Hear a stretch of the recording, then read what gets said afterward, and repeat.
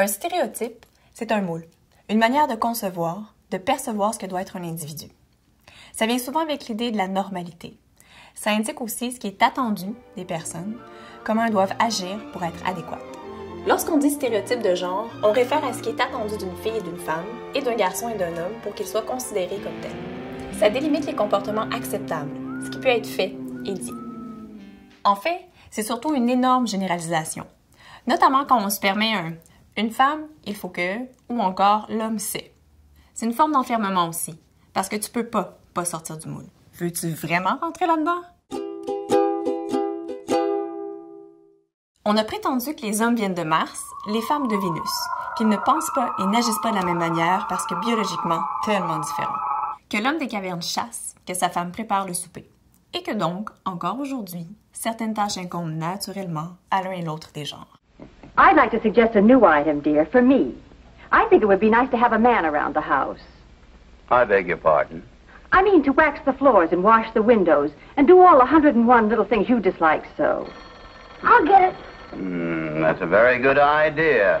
L'affaire, c'est qu'il semble que ce soit davantage une question d'éducation, d'élevage de progéniture qu'on traite différemment, dès les premiers instants, voire même avant, selon le sexe. La différence apprise n'est pas naturelle. On encourage les filles à être belles, à prendre soin, à être douces et calmes. On laisse entendre aux gars que les tonkas, c'est plus fun que les poupées. Qu'être un peu rough, c'est OK. On ne naît pas son genre, on le devient, disait l'autre. Justement, on apprenait récemment que les scènes de chasse de certaines grottes préhistoriques comportaient des empreintes de mains de femmes, que les rôles étaient peut-être plus équitablement partagés qu'on le pense, autant des femmes et des hommes des cavernes.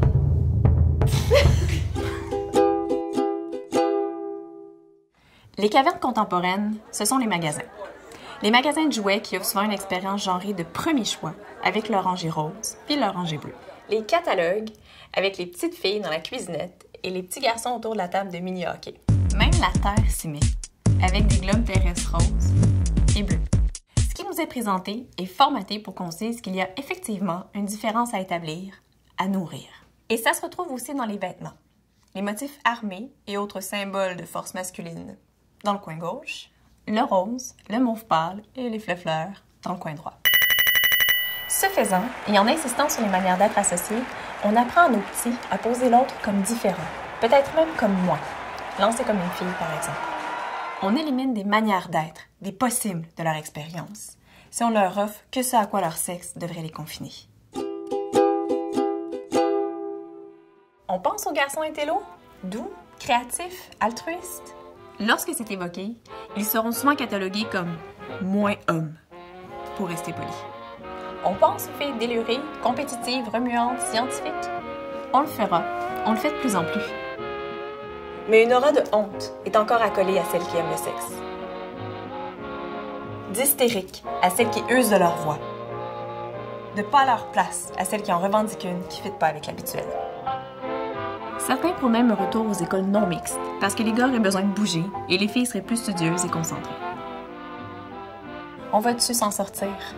Ce serait bien, parce que ça nous handicape collectivement parlant.